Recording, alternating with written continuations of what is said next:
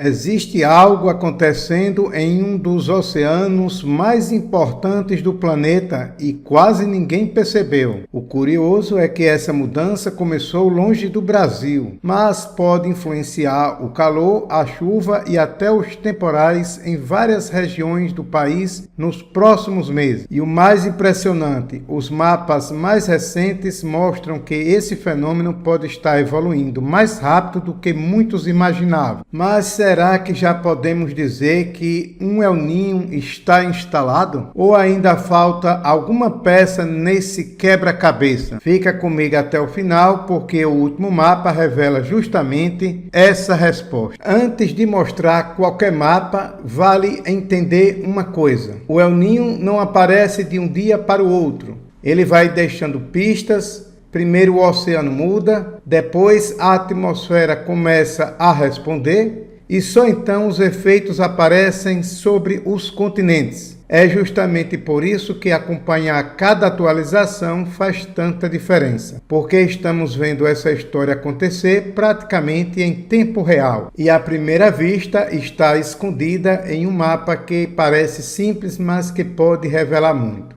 Mapa de anomalias da temperatura do mar. Agora sim, olha este primeiro mapa. As áreas em vermelho representam regiões onde a temperatura da superfície do mar está acima da média. E existe uma faixa que chama muito a atenção. Ela atravessa boa parte do Oceano Pacífico Equatorial. Não é apenas uma pequena mancha.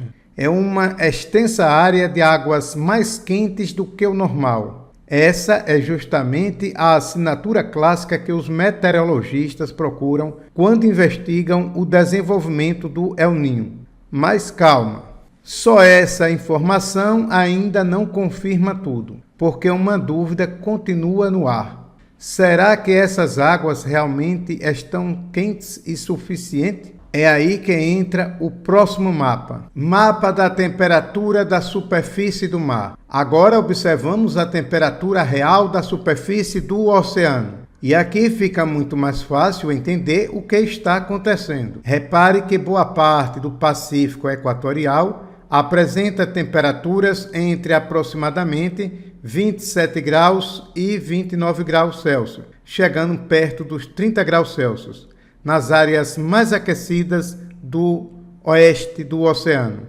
Quando combinamos esse mapa com o anterior, percebemos algo importante. Não estamos vendo apenas águas naturalmente quentes, estamos vendo águas quentes que também estão acima da média climatológica.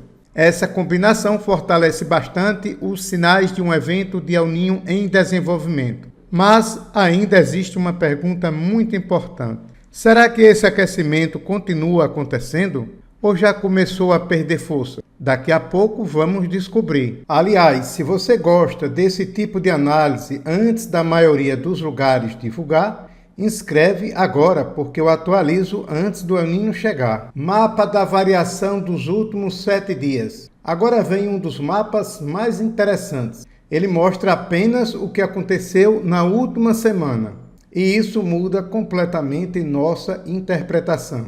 Em várias partes do Pacífico Equatorial, aparecem novas áreas indicando aquecimento recente. Isso mostra que o oceano continua bastante ativo. Ao mesmo tempo, existem pequenos pontos onde ocorreu leve resfriamento. Esse comportamento é absolutamente normal. O oceano nunca aquece de forma perfeitamente uniforme. O que realmente importa é observar a tendência geral, e ela continua favorecendo a manutenção desse aquecimento no Pacífico. Só que ainda falta responder à pergunta mais importante de todas. Esse aquecimento já é suficiente para caracterizar um El Niño forte?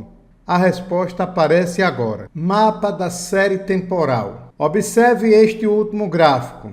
Ele mostra a evolução do índice Nino 34. Ao longo dos últimos meses, a curva sobe continuamente até atingir aproximadamente mais 1,38 graus Celsius. Esse valor indica que existe um El Niño de intensidade moderada a forte naquele momento da análise, mas existe uma diferença importante. Embora o aquecimento seja significativo, Este gráfico sozinho não permite afirmar que teremos um Super El Niño. Para essa conclusão, seriam necessários vários meses de persistência do aquecimento, além da confirmação pelos modelos climáticos e pelo comportamento da atmosfera. Ou seja, os sinais atuais apontam para um evento relevante, mas ainda é cedo para garantir que ele alcançará a intensidade extrema. O que isso pode significar para o Brasil? Agora vem a parte que interessa para milhões de brasileiros. Se esse El Niño continuar se fortalecendo e permanecer ativo durante os próximos meses, alguns padrões costumam aparecer, começando pelo Rio Grande do Sul. Esse costuma ser um dos estados mais influenciados. As frentes frias podem encontrar mais umidade disponível, aumentando o risco de episódios prolongados de chuva, temporais, enchentes e cheias de rios. Isso não significa que choverá todos os dias, mas aumenta a chance de eventos intensos ao longo da estação. Em Santa Catarina e no Paraná, o comportamento costuma ser semelhante, embora geralmente um pouco menos intenso do que no Rio Grande do Sul. Também podem ocorrer períodos mais úmidos com tempestades e volumes elevados de chuva. Em São Paulo, a influência costuma aparecer principalmente na primavera e no início do verão. O estado pode registrar mais episódios de chuva, temporais associados ao calor e mudanças rápidas no tempo. Ainda assim, pode ocorrer intervalos de tempo seco entre um sistema e outro. Rio de Janeiro, Espírito Santo e em parte de Minas Gerais. O impacto depende muito também do Atlântico.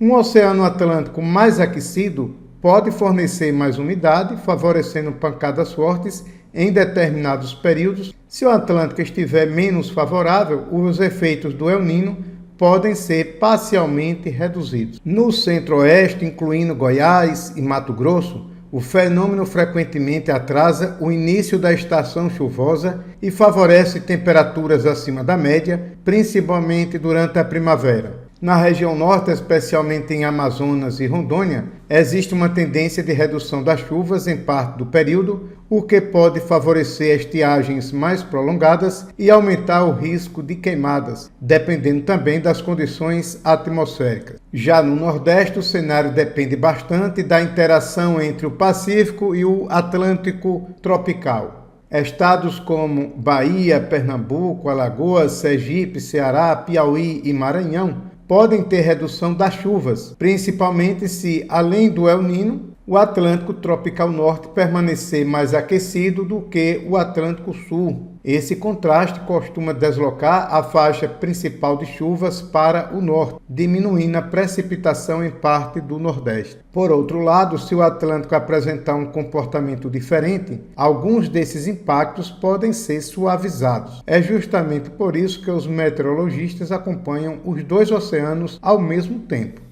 É possível saber quando começa e quando termina? Essa é uma das perguntas mais frequentes. Com base apenas nesses mapas, não é possível definir exatamente quando o El Niño começará ou terminará, nem estimar uma probabilidade confiável de ocorrência. Esses mapas mostram que o oceano apresenta sinais consistentes de aquecimento, mas a confirmação da evolução do fenômeno depende da persistência desse padrão por vários meses e da resposta da atmosfera. Por isso, novas atualizações serão fundamentais nas próximas semanas. Cada novo mapa ajudará a responder se esse aquecimento continuará aumentando, ficará estável ou começará a enfraquecer. E é exatamente isso que torna esse acompanhamento tão importante. Hoje nós vimos que o oceano está enviando sinais claros. Primeiro aparecem as anomalias, depois confirmamos temperaturas elevadas, na sequência vimos que o aquecimento continua ativo e por fim o índice Nino 34 mostrou que existe um evento de intensidade moderada a forte, embora ainda seja cedo para afirmar que ele evoluirá para um Super El Niño. Agora eu quero saber de você. Comenta aqui embaixo de qual cidade você você está acompanhando a previsão, porque nos próximos vídeos vou trazer análises específicas para diferentes regiões do Brasil, conforme os novos mapas forem sendo atualizados. E inscreve agora, porque o próximo alerta sai assim que o radar atualizar.